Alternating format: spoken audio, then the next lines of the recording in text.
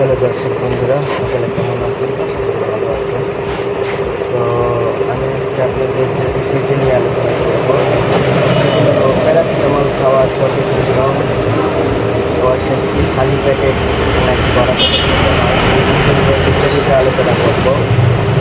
তো আমি একজন কোভিড চিকিৎসক, সেই অনুযায়ী আমার যে নলেজ আছে সেই বিষয়টি আপনাদের মাঝে তুলে ধরছি। তো প্যারাসিটামল জ্বর বা ব্যথানাশক হিসেবে ব্যবহৃত হয়, কিন্তু ভুলভাবে খেলে লিভারে চিরস্থায়ী ক্ষতি হতে পারে। চলুন এই বিষয় নিয়ে বিস্তারিত আলোচনা করব। ভরা পেটে খেলে কী হবে তা বিষয় নিয়ে এখন আলোচনা করব। সাধারণ নিয়ম: চিকিৎসকদের মতে প্যারাসিটামল ভরা পেটে খাওয়া ভালো, তবে ডাইক্লোফেনাক বা আইবুপ্রোফেনের মতো পাকস্থলী তীব্র জ্বালাপোড়া তৈরি করে না। কেন ভরা পেটে খাবেন? খালি পেটে প্যারাসিটামল খেলে অনেকের ঘুম, ভাব বা গ্যাস্ট্রিকের সমস্যা হতে পারে। পেটে সামান্য খাবার থাকলে ওষুধটি হজম প্রক্রিয়া সহজ। ব্যতিক্রম: যদি আপনার তীব্র জ্বর থাকে বা আপনি খাবার খাওয়ার মতো অবস্থায় না থাকেন, তবে চিকিৎসকের পরামর্শে পর্যাপ্ত পানি দিয়ে এটি খাওয়া যেতে পারে, তবে দীর্ঘ মেয়াদে কখনোই খালি পেটে খাওয়া যাবে না। প্যারাসিটামল এবং পানির সম্পর্ক। ভিডিওটি বড় করতে যদিও বড় হবে, তারপরেও বিস্তারিত আলোচনা করছি। প্যারাসিটামল খাওয়ার সময় 1 গ্লাস খাওয়া। অনেকে মাত্র 1 চামচ পানি খেয়ে ওষুধ গিলে ফেলেন। এতে ওষুধটি পাকস্থলীতে গিয়ে পুরোপুরি দ্রবীভূত হতে দেরি হয়, ফলে ব্যথার উপশম দেরিতে শুরু হয়। ডোজ বা মাত্রা নির্ধারণ খুবই গুরুত্বপূর্ণ বিষয়।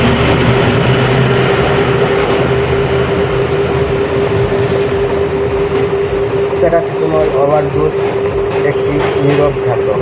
একজন সুস্থ প্রাপ্তবয়স্ক মানুষের জন্য দিনে 4 গ্রাম মানে 4000 মিলিগ্রাম বেশি প্যারাসিটামল খাওয়া কোনোভাবেই উচিত নয়। সাধারণত 500 মিলিগ্রামের ট্যাবলেটের দিনে 3 থেকে 4 বার খাওয়া যেতে পারে, তাও আবার চিকিৎসকের পরামর্শ অনুযায়ী। 2 ডোজের মধ্যে কমপক্ষে 4 থেকে 6 ঘন্টা ব্যবধান বাধ্যতামূলক। লুকিয়ে থাকা প্যারাসিটামল থেকে সাবধান। এটি একটি ইউনিক পয়েন্ট যা করে তোলে। অনেক সময় আমরা ঠান্ডা কাশির জন্য মাল্টি সিমটম ওষুধ খাই, যেমন নাপাকুল, বিস্কুট ইত্যাদি। এগুলোর ভিতরে প্যারাসিটামল থাকে। এখন আপনি যদি আলাদা করে আবার প্যারাসিটামল খান, তবে আপনার শরীরের ডাবল ডোজ চলে যাবে, যা সরাসরি লিভারের উপর চাপ পড়বে, যাদের জন্য প্যারাসিটামল বিপজ্জনক হতে পারে। লিভারের সমস্যা: যাদের লিভারের সমস্যা আছে বা জন্ডিস হয়েছে, তাদের জন্য প্যারাসিটামল বিষের মতো। অ্যালকোহল বা মদ্যপান: যারা নিয়মিত মদ্যপান করেন, তাদের লিভারে এনজাইমের ভারসাম্য আলাদা থাকে। এই অবস্থায় প্যারাসিটামল খেলে লিভার দ্রুতই দুর্বল হতে পারে। কিডনি রোগ: দীর্ঘস্থায়ী কিডনি রোগীদের ক্ষেত্রে এই ওষুধের মাত্রা চিকিৎসকের মাধ্যমে পুনর্নির্ধারণ করতে হয়। শিশুদের ক্ষেত্রে সতর্কতা: বাচ্চাদের জন্য প্যারাসিটামল ড্রপ বা সিরাপ দেওয়া হয়, কখনোই অনুমানের উপর ভিত্তি করে ডোজ দেবেন। বাচ্চাদের বয়স এবং তার ওজন অনুযায়ী ডোজ দেবেন। চামচ দিয়ে মাপার চেয়ে মেজারিং ক্যাপ বা ড্রপার ব্যবহার করা বেশি নিরাপদ। কখন ডাক্তার দেখাবেন? সব জ্বর প্যারাসিটামলে সারে না। দর্শকদের মনে করিয়ে দিই যে যদি 3 দিনের বেশি জ্বর থাকে, প্যারাসিটামল খাওয়ার পরও জ্বর 100.4 ডিগ্রি নিচে না নামে, শরীরে র্যাশ বা শ্বাসকষ্ট দেখা দেয়, সেই সময় অবশ্যই একজন ভালো মেডিসিন বিশেষজ্ঞ ডাক্তার দেখানো উচিত।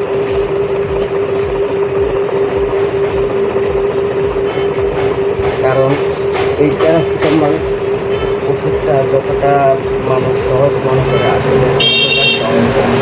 কারণ দেখা যায় আপনি যদি ডোজ অনুযায়ী না খেয়ে কোনো চিকিৎসকের মেডিসিন হিসেবে ডাক্তার পরামর্শ ছাড়া দীর্ঘ দিন ধরে এই ওষুধটি সেবন করে থাকেন তাহলে অবশ্যই আপনার ক্ষতির সম্মুখীন হতে হবে। তো আমার সাজেশন সবসময় থাকবে আপনি যখন প্যারাসিটামল ওষুধটি খান তাদের চিকিৎসকের পরামর্শ নিন। তারা কীভাবে আপনাকে অ্যাডভাইস দেয় সেই অনুযায়ী আপনি খাওয়ার চেষ্টা করেন। আর প্যারাসিটামল ওষুধটি কেনার সময় অবশ্যই আপনারা তার এক্সপায়ার ডেট আছে কি না, কতদিন এক্সপায়ার ডেট সব তারপরে খাওয়ার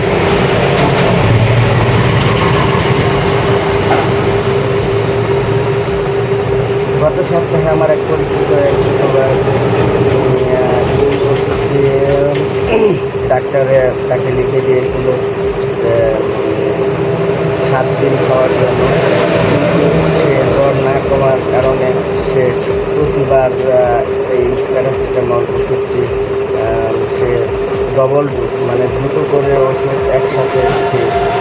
আস্তে আস্তে দীর্ঘস্থায়ী সে যখন না কমার কারণে সে খেতে থাকে তখন তার শরীর আরও ক্ষতিগ্রস্ত হতে থাকে। যখন সে তার একজন বড় ডাক্তারের কাছে যায় তখন তারা তার সাথে অনেক খারাপ ব্যবহার করে। কেন এতদিন ধরে সেবন করা হয়েছিল, তার বড় ধরনের ক্ষতি হয়নি, প্রায় হওয়ার কাছাকাছি হয়ে গিয়েছিল।